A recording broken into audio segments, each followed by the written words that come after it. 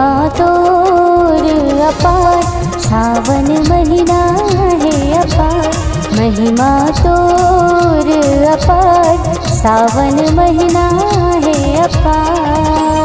बोल बम बम बोल बम बम बोल बम बम बोल बम बम बोल बम बम बोल बम बम बोल बम बम बोल बम बम बोल बम बम बोल बम बम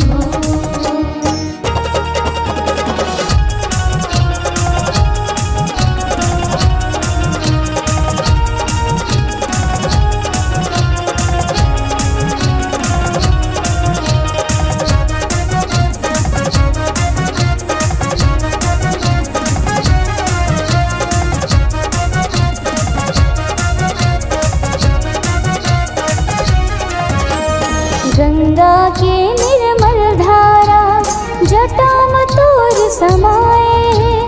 गंगा के निर्मल धारा जटा में तोर समाए। तागा मग मृग छाला शेष नाग लपटाए। तागा मग मृग छाला शेष नाग लपटाए।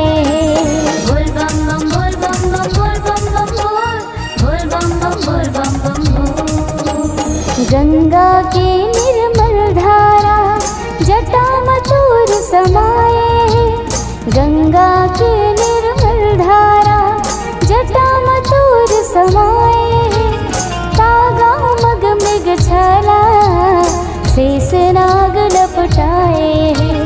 तागा मग मृग छाला शेष नाग लपटाए।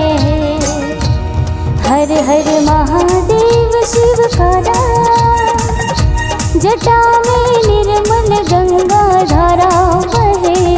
शिव जी के महिमा तोर अपार, सावन महीना है अपार।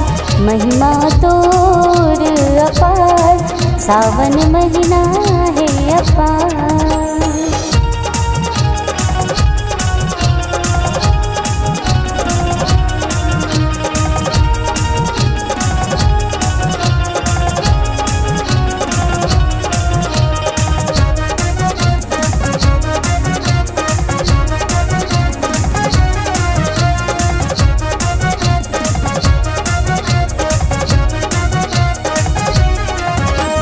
नीलकंठ कई थे तोला नंदी तोर सवारे है।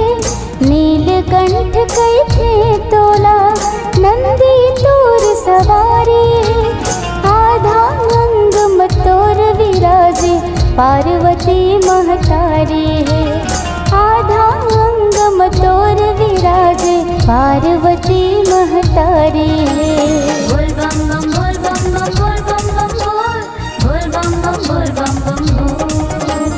नीलकंठ कई थे तोला नंदी तोर सवारी है। नीलकंठ कई थे तोला नंदी तोर सवारी है। आधा अंग में तोर विराजे पार्वती महतारी है। आधा अंग में तोर विराजे पार्वती महतारी है। हर हर महादेव शिव करा जटा में निर्मल गंगा धारा बहे। शिव जी के महिमा तोर अपार, सावन महीना है अपार। महिमा तोर अपार, सावन महीना है अपार। बोल बम बम बोल बम बम बोल बम बम बोल बम बम बोल बम बम बोल बम बम बोल बम बम बोल